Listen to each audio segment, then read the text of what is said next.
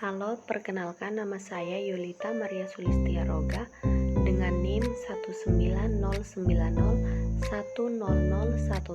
dari Fakultas Kedokteran Hewan Universitas Nusa Cendana. Kali ini saya akan membahas mengenai diagnosa bakteri. Diagnosa bakteri yang pertama ada bakteri Escherichia coli, biasa disebut E. coli, Salmonella, dan Klebsiella.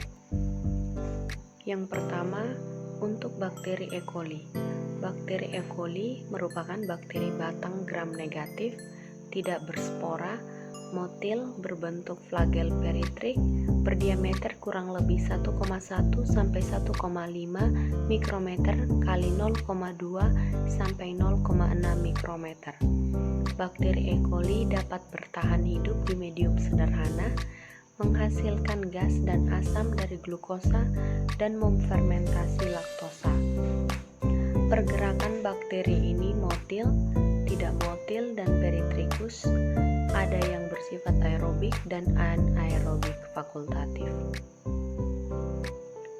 Untuk diagnosa E. coli, dilakukan pemeriksaan klinis, yaitu mengecek gejala klinis, kemudian dilakukan anamnesis, yaitu wawancara dengan owner atau pemilik hewan yang sakit, kemudian dilakukan pemeriksaan fisik hewan, seperti memeriksa suhu tubuh, pulsus, pernafasan, dan pemeriksaan wilayah tubuh lainnya.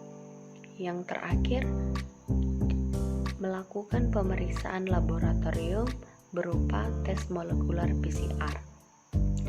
Jadi, selain lewat wawancara dengan pasien dan pemeriksaan fisik, diagnosis pasti infeksi bakteri E. coli dilakukan dengan mengambil sampel feses, kemudian memeriksakannya ke laboratorium.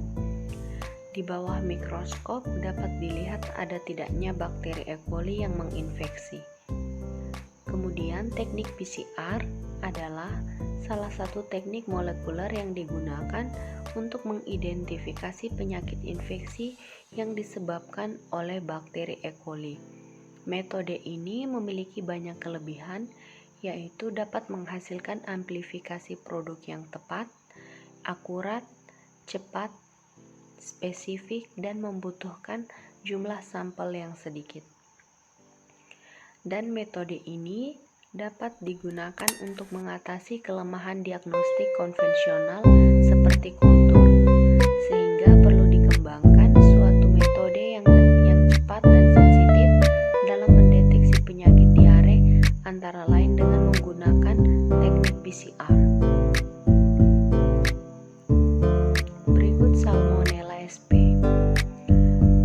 Salmonella merupakan bakteri penyebab penyakit salmonellosis yang merupakan penyakit menular yang dapat menyerang hewan maupun manusia. Bakteri tersebut dapat menimbulkan berbagai macam manifestasi penyakit pada hewan dan demam enterik serta gastroenteritis pada manusia.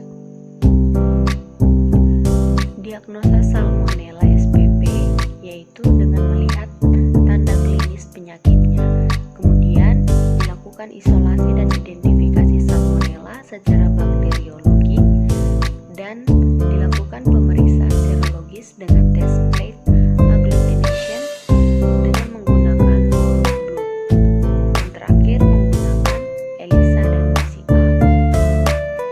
Untuk bahan pemeriksaan yang mengandung banyak bakteri pencemar seperti feses, urin, media selektif lebih dulu dipupuk pada kaldu selenit selama 24 jam dengan suhu 37 derajat Celcius. Kemudian dipupuk pada media selektif agar untuk Salmonella. Pada hewan hidup, bahan pemeriksaan berupa feses atau usapan rektal untuk pemeriksaan bakteriologik dan serum darah untuk pemeriksaan serologis. Pada hewan mati, pengiriman bahan pemeriksaan dapat berupa jantung atau darah jantung, hati, limfa, potongan usus, dan limfoglandula mesenterialis. Bila terdapat abortus, maka fetus dan plasenta dapat dikirim untuk bahan pemeriksaan.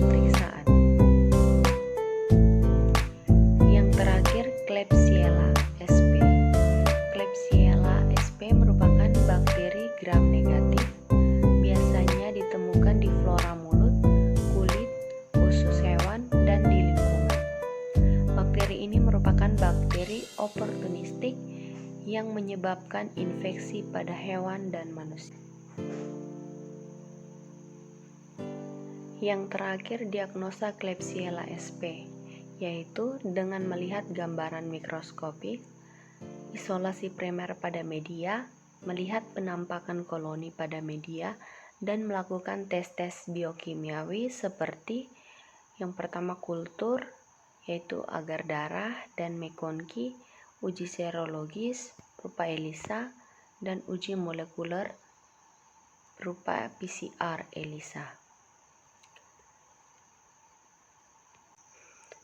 Inilah materi mengenai diagnosa bakteri E. coli, Salmonella, dan Klebsiella. Terima kasih.